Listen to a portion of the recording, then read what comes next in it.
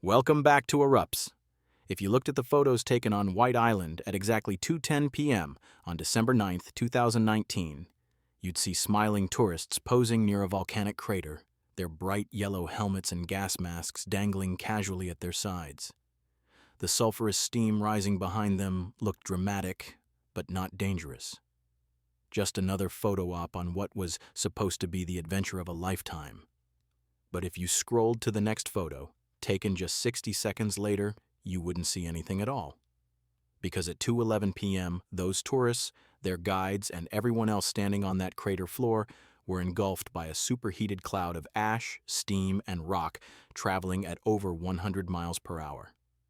And in those 60 seconds between the last photo and the eruption, White Island transformed from New Zealand's most popular volcanic day trip into the site of one of the country's deadliest disasters in modern history. If you're enjoying this deep dive into volcanic events, make sure to subscribe and hit the bell icon so you never miss our next video. White Island, or Whakaari as it's known in Maori, sits about 30 miles off the coast of New Zealand's Bay of Plenty. It's not just an active volcano, it's one of the most active volcanoes in the entire country.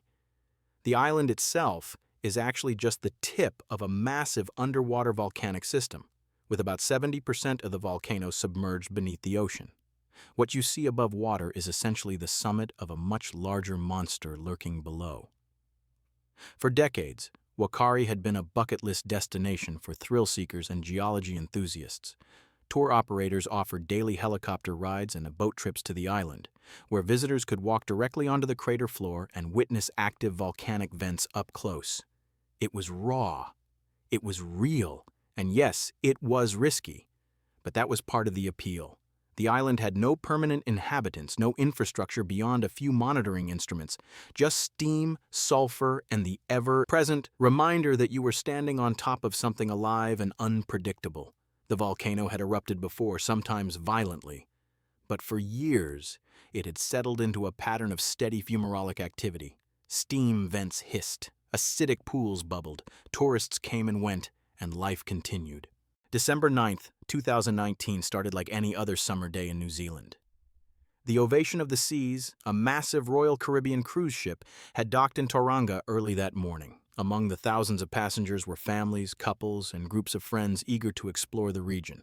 Some chose wine tours, others went ziplining. But for 38 passengers and crew, the excursion of choice was the White Island Volcano Tour. It promised something unforgettable. A chance to walk on an active volcano, to peer into craters still venting steam, to feel the heat rising from the earth beneath your boots. The tour was operated by White Island Tours, a local company that had been running trips to Whakaari for years. Their guides were experienced. Their safety briefings covered the basics: hard hats, gas masks if needed, and a reminder that volcanoes are inherently unpredictable. But the company had never canceled a tour due to volcanic activity, and December 9th seemed no different.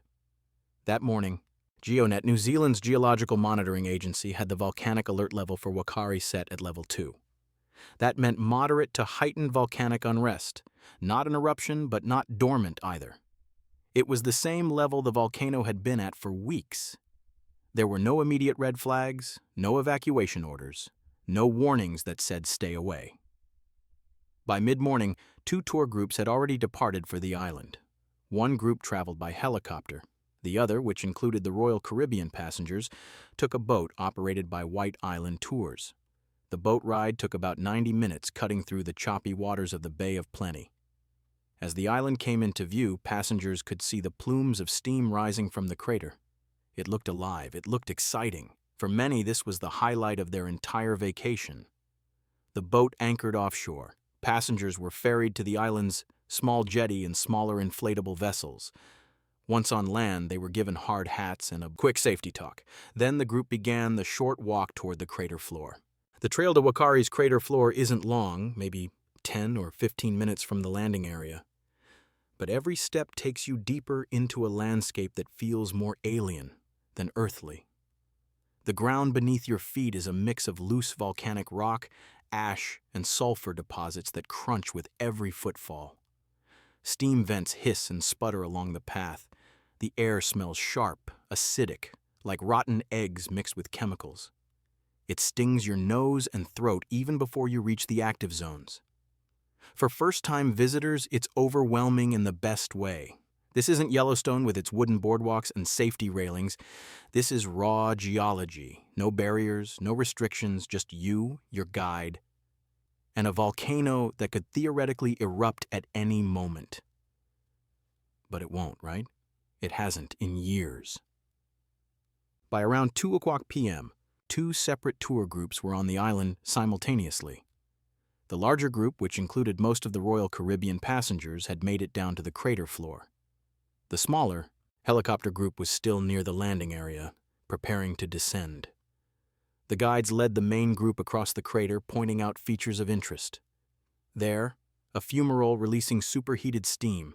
Over there, an acidic lake glowing an eerie greenish blue. The tourists spread out slightly, snapping photos, marveling at the textures and colors. Some ventured closer to the active vents, feeling the heat radiating from below. Others hung back, content to observe from a distance. At 2:10 p.m., several people took their last photos. Smiling faces, dramatic backdrops, a once-in-a-lifetime moment frozen in time. 1 minute later, the volcano decided it had been quiet long enough. Without any significant precursor, without the kind of warning signs that modern monitoring systems are designed to detect, Whakaari erupted. This wasn't a magmatic eruption where molten lava bursts from the earth. This was a phreatic explosion, a steam-driven blast caused when water deep inside the volcano suddenly flashes to steam under extreme pressure and temperature, and when that pressure finally exceeded what the rock above could contain, it exploded outward with catastrophic force. The eruption happened in an instant. One moment, the tourists were standing on the crater floor, cameras in hand. The next, a violent column of ash, steam, and rock exploded from the volcanic vents with a roar that could be heard miles away on the mainland. The blast wasn't a slow rumble or a gradual buildup. It was instantaneous, a sudden, overwhelming force that gave no one time to react, no time to run, no time to process what was happening. Superheated steam and ash, reaching temperatures of several hundred degrees, surged across the crater floor in a horizontal wave. Within seconds, it engulfed everyone standing near the active vents. The air itself became a weapon. Breathing it in meant scorching your lungs. Being caught in the ash cloud meant severe burns across any exposed skin. Rocks and debris, some the size of fists, were hurled through the air like shrapnel. People were thrown to the ground by the force of the blast. Others were knocked unconscious. Some tried to shield themselves with their arms or run toward the water, but there was nowhere to go. The island had no shelter, no buildings, no safe zones. The guides, who had led hundreds of tours without incident, were just as exposed as the tourists. Some tried to help others. Some were injured themselves. It was chaos in the truest sense of the word. A nightmare unfolding in real time on a remote island with no immediate way to escape. The eruption lasted only minutes, but the damage was done in seconds. When the initial blast subsided, the crater floor was unrecognizable. The ground was coated in a fresh layer of gray ash. The air was thick with toxic gases and particles that made breathing nearly impossible without protection. And scattered across the landscape were the injured and the dead. Those who could still move tried to make their way back toward the shoreline, stumbling through the ash, disoriented and in shock. Those who couldn't were left behind, waiting for help that seemed impossibly far away. The tour boat, anchored offshore, had a direct view of the eruption. The crew watched in horror as the massive plume of ash and steam shot into the sky, completely obscuring the crater and everyone on it. They knew immediately that people were in trouble, but getting to them wasn't simple. The eruption was still active, ash was falling, toxic gases were spreading, and there was no way to know if another blast was coming. On board the boat were the skipper and a few crew members who hadn't gone ashore. Without hesitation, they made the decision to return to the island despite the danger. They couldn't just leave people behind. They fired up the engines and headed back toward the jetty, even as ash continued to rain down around them. Meanwhile, the helicopter group, which had been near the landing area when the eruption began, was in a slightly better position. They were farther from the main blast zone, though still exposed to falling ash and gases. Their pilot made the split-second decision to evacuate immediately. The helicopter lifted off, carrying some survivors away from the island. But not everyone could fit. Some were left behind, waiting for rescue. As the boat crew reached the jetty, they found survivors staggering toward the water. Many were severely burned. Some were unconscious, others were in shock, unable to speak or comprehend what had just happened. The crew pulled as many people as they could onto the boat, working frantically despite the ongoing danger. But the crater floor was still obscured by ash. They couldn't see how many people were still up there. They couldn't reach everyone. The boat was forced to leave, knowing that others might still be alive but unreachable. Back on the mainland, emergency services were scrambling to respond. Reports of the eruption had reached authorities within minutes, but Whakaari was 30 miles offshore. Getting rescue teams, medical personnel, and equipment to the island would take time. Time that men of the injured simply didn't have. Helicopters were dispatched. Pilots volunteered to fly into the ash cloud despite the risk to their aircraft and their own lives. It was a race against time, and everyone knew it. The full scale of the tragedy became clear in the hours following the eruption. Of the 47 people on Whakaari that day, 22 would die either immediately or later from their injuries. Another 25 survived, but many suffered horrific burns covering large portions of their bodies, along with severe respiratory damage from inhaling superheated gases and ash. The survivors were evacuated to hospitals across New Zealand, with the most critical cases transferred to specialized burn units. Medical teams worked around the clock to treat injuries unlike anything most had seen in their careers. The burns weren't just surface level. They were deep, covering sometimes 9% or more of a patient's body. The respiratory damage was equally severe. Lungs scorched by toxic gases required intensive care and long-term treatment. For many survivors, the physical recovery would take months or even years. Skin grafts, surgeries, rehabilitation. And beyond the physical scars were the psychological ones. The trauma of surviving such a sudden, violent disaster.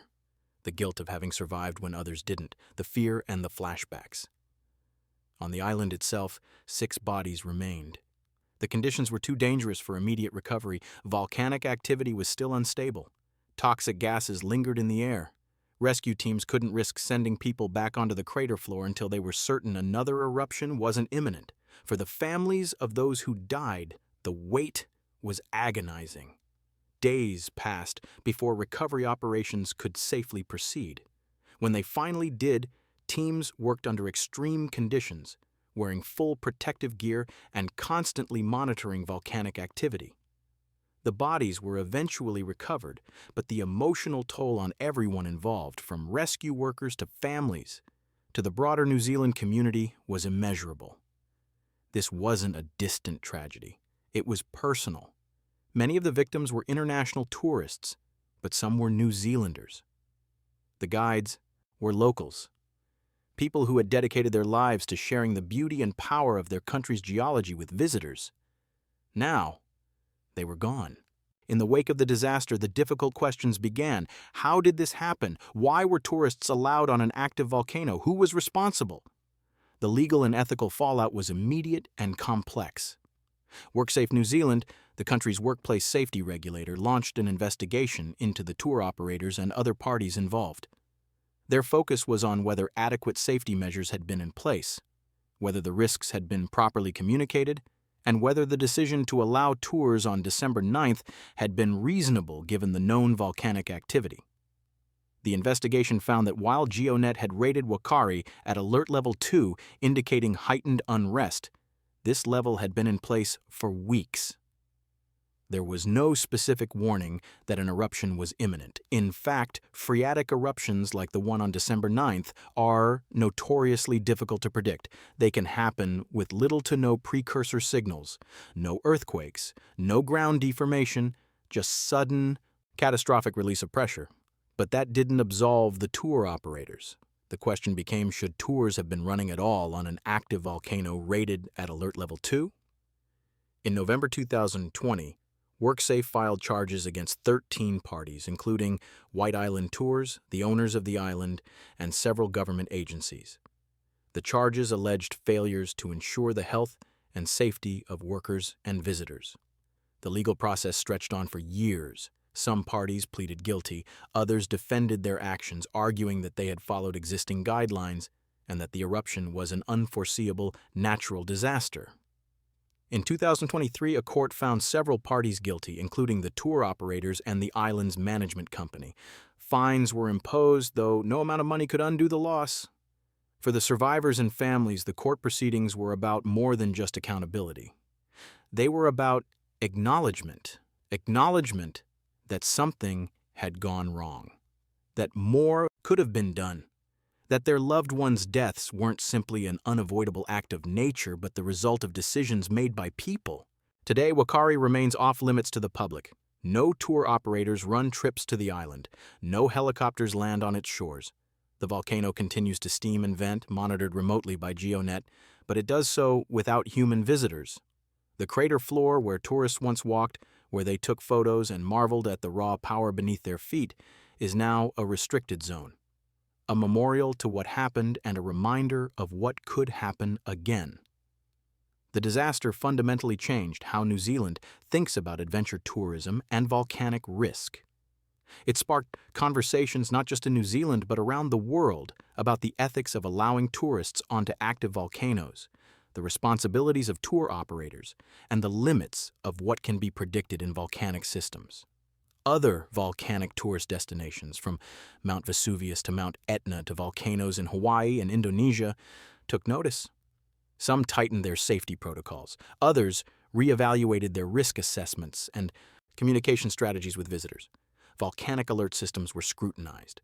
The question wasn't just whether the systems worked, but whether tourists truly understood what those alert levels meant.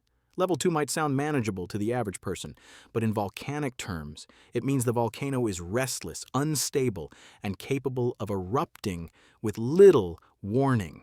But the truth is, volcanoes will always be unpredictable.